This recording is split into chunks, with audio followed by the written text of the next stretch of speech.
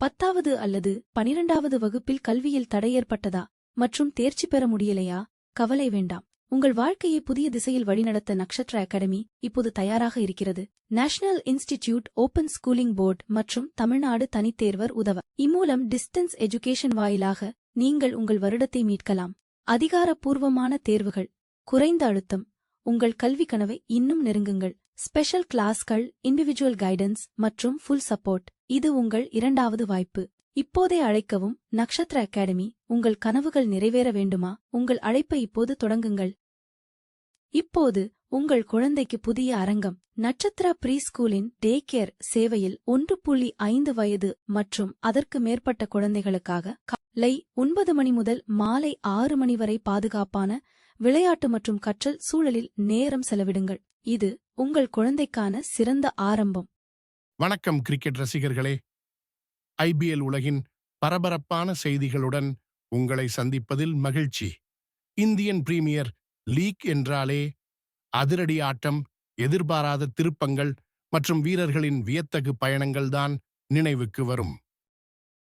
இன்று நாம் பார்க்கப் போவது ஐபிஎல் வரலாற்றில் ஒரு தனித்துவமான அத்தியாயத்தை எழுதிய ஒரு வீரரின் கதை. அவர் வேறு யாரும் இல்லை, நமது ரவீந்திர ஜடேஜா. சமீபத்திய தகவல்கள்: சென்னை சூப்பர் கிங்ஸ் அணியின் நட்சத்திர ஆல்ரவுண்டரான ரவீந்திர ஜடேஜா அடுத்த ஐபிஎல் சீசனில் வேறு அணிக்கு மாறக்கூடும் என்று தெரிவிக்கின்றன. இது கிரிக்கெட் வட்டாரத்தில் பெரும் அதிர்வலைகளை ஏற்படுத்தியுள்ளது. சென்னை சூப்பர் கிங்ஸ் அணியுடன் ஜடேஜாவுக்கு ஒரு பிரிக்க முடியாத பந்தம் உள்ளது. பல ஆண்டுகளாக மஞ்சள் ஜெர்சியில் ஜொலித்து, ரன்கள் குவித்து, விக்கெட்டுகள் வீழ்த்தி கோப்பைகளை வென்றுள்ளார். ஆனால் அவரது ஐபிஎல் பயணம் சென்னையில் தொடங்கவில்லை. வேறு சில அணிகளிலும் அவர் தனது திறமையை வெளிப்படுத்தியுள்ளார். ஐபிஎல் எதிர்நோக்கி காத்திருக்கும் இந்த வேளையில் ஜடேஜாவின் ஐபிஎல் பயணத்தை திரும்பி பார்ப்போம். ரவீந்திர ஜடேஜாவின் ஐபிஎல் பயணம் 2008ஆம் ஆண்டு ராஜஸ்தான் ராயல்ஸ் அணியுடன் தொடங்கியது. ஷேன் வார்னே தலைமையிலான அந்த அணியில் இளம் ஜடேஜா தனது திறமையை வெளிப்படுத்தினார். அவர் ராஜஸ்தான் ராயல்ஸ் அணிக்காக 2 சீசன்கள் மட்டுமே விளையாடினார். இந்த காலகட்டத்தில் 24 போட்டிகளில் 430 ரன்கள் குவித்து தனது பேட்டிங் திறனை நிரூபித்தார். தனது முதல் ஐபிஎல் சீசனிலேயே சாம்பியன் பட்டம் வென்றது ஒரு குறிப்பிடத்தக்க சாதனை. பாட்டீல் மைதானத்தில் நடந்த இறுதிப் போட்டியில் சென்னை சூப்பர் கிங்ஸ் அணியை வீழ்த்தி ராஜஸ்தான் ராயல்ஸ் கோப்பையை வென்றது. அந்த இளம் வீரர் தனது முதல் ஐபிஎல் கோப்பையை வென்றபோது எதிர்காலத்தில் ஒரு ஜாம்பவானாக உருவெடுப்பார் என்று யாரும் எதிர்பார்த்திருக்க மாட்டார்கள். அது ஒரு அற்புதமான தொடக்கமாக அமைந்தது. 2011ஆம் ஆண்டில் ரவீந்திர ஜடேஜா ஒரு புதிய ஐபிஎல் அணியான கொச்சி டஸ்கர்ஸ் கேரளாவுக்கு மாறினார். இது ஒரு குறுகிய கால அத்தியாயமாக அமைந்தது. இந்த அணி ஐபிஎல் போட்டிகளில் ஒரே ஒரு சீசன் மட்டுமே நீடித்தது. ஜடேஜா அந்த சீசனில் அனைத்து 14 போட்டிகளிலும் விளையாடினார். அவர் 220 ரன்கள் குவித்து 8 விக்கெட்டுகளையும் வீழ்த்தி தனது ஆல்ரவுண்டர் திறனை வெளிப்படுத்தினார். கொச்சி அணிக்கு அது ஒரு மறக்க முடியாத சீசனாக இருந்தாலும் ஜடேஜா தனது பங்களிப்பை சிறப்பாக செய்தார். இந்த குறுகிய கால அனுபவம் ஜடேஜாவின் கிரிக்கெட் பயணத்தில் ஒரு முக்கியமான படியாக அமைந்தது. வெவ்வேறு அணிகளில் விளையாடும் அனுபவம் அவருக்கு மேலும் பட்டை தீட்டியது.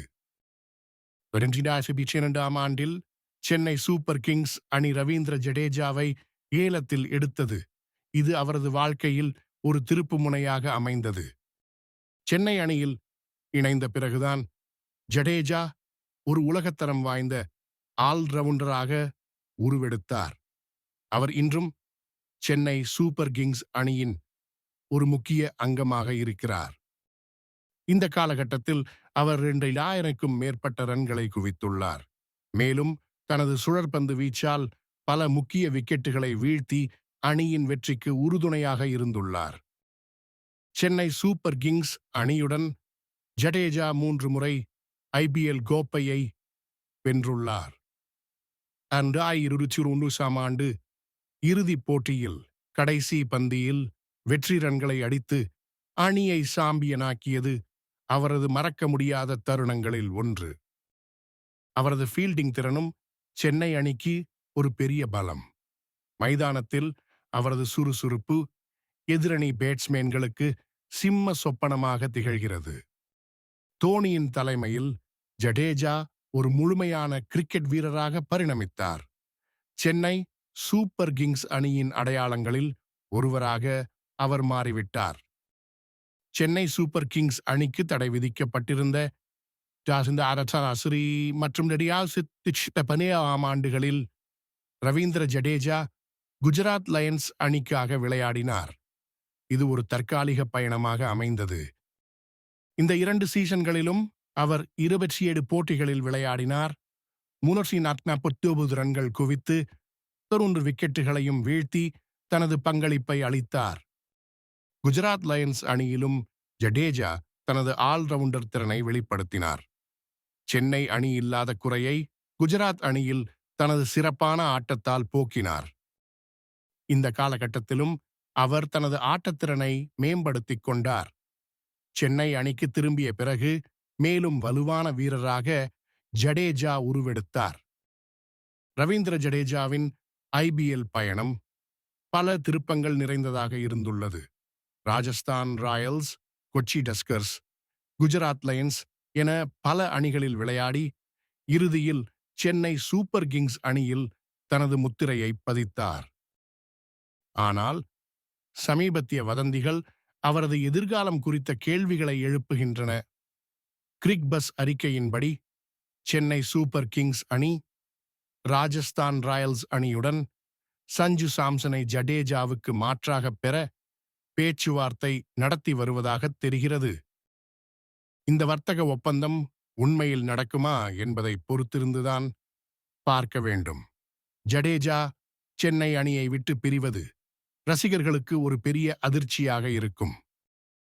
அவர் எந்த அணிக்கு சென்றாலும் அவரது திறமைக்கும் அர்ப்பணிப்புக்கும் எந்த குறையும் இருக்காது.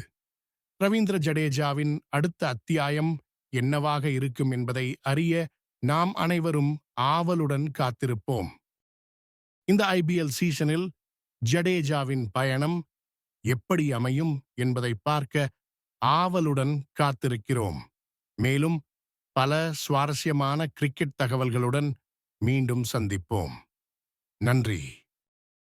இந்த வீடியோ உங்களுக்கு பயனுள்ளதாக இருந்தால் ஒரு லைக் கொடுங்கள். உங்கள் நண்பர் உடன் பகிரவும். மிக முக்கியமாக எங்கள் சேனலை சப்ஸ்கிரைப் செய்ய மறக்காதீர்கள். புதிய வீடியோக்கள் வரும்போது உடனே அறிந்து கொள்ள மணி ஐகானையும் கிளிக் செய்யுங்கள். நன்றி உங்கள் ஆதரவுக்காக.